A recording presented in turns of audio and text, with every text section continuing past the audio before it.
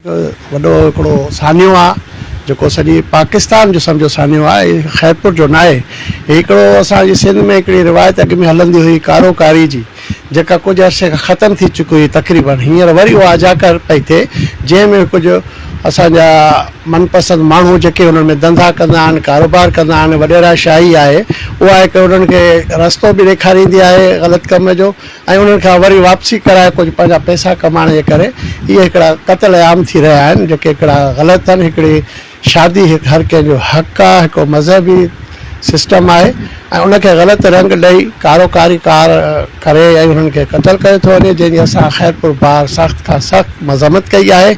ऐं इनशाअल्लाह असां सभिनी वकीलनि खे इल्तिजा कई आहे त को बि हुननि जो वकील न थिए, त जीअं उहो पंहिंजे किफ़े किरदार ताईं पहुचनि ऐं हुननि खे पंहिंजो अंजाम अचे। ऐं असां पंहिंजे सॻ वारी हुकूमत खां मुतालबो था कयूं त जेके बि हिन में लिकियल छुपियल किरदार आहिनि उन्हनि खे GIT ठाही वञे ऐं उन्हनि खे अजाकर करे उन्हनि खे बि सख़्त खां सख़्तु सज़ा ॾिनी वञे, त पोइ इहो अमल में कमु रुकंदो।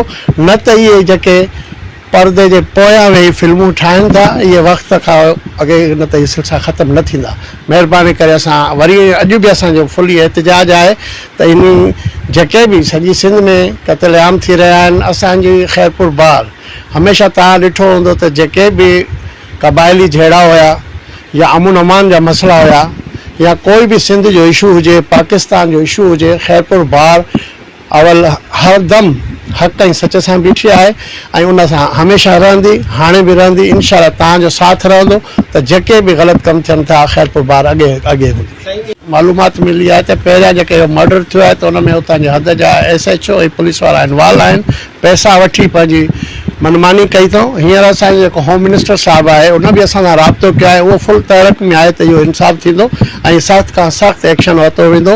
हींअर पंहिंजी GIT मथां असांजो वज़ीर साहिबु या पंहिंजो होम मिनिस्टर साहिबु GIT ठाहींदा ऐं जेका हिन ते इंक्वायरी थींदी, जेके बि हिन में किरदार हूंदा उहे वाइका थींदा। असां जेका नोटिफिकेशन कढियो आहे, पंहिंजो एहतिजाज कयो आहे, पंहिंजो असांजे DJ साहिबु उन ते सख़्तु एक्शन वरितो आहे ऐं इनशाअल्लाह उहो तव्हांखे नज़र ईंदो।